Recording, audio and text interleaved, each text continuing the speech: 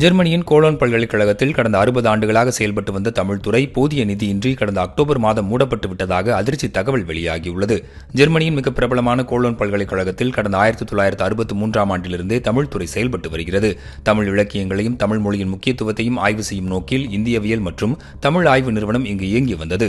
இந்நிலையில் நிதி பற்றாக்குறையால் கடந்த அக்டோபர் மாதம் முதல் தமிழ்துறை மூடப்பட்டுள்ளதாக தகவல் வெளியாகியுள்ளது.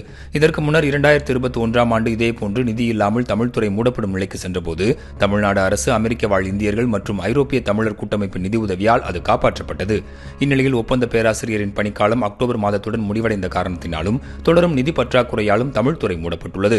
ஹார்வர்ட் பல்கலைக்கழகத்தைப் போல அரசு சார்பில் தமிழ் இருக்கை ஒன்று அமைக்கப்பட்டிருந்தால் இதை தடுத்திருக்கலாம் என ஐரோப்பிய வாழ் தமிழர்கள் வருத்தம் தெரிவிக்கின்றனர். தமிழ்நாட்டிற்கு வெளியே அமைந்துள்ள மிகப்பெரிய தமிழ் நூலகம் கோலோன் தமிழ்துறையில்தான் இருக்கிறது. இங்கிருக்கும் ஆயிரக்கணக்கான பழம்பெரும் தமிழ் நூல்கள் மற்றும் ஓலைச்சுவடிகளை பாதுகாக்கவும் கோரிக்கை எழுந்துள்ளது.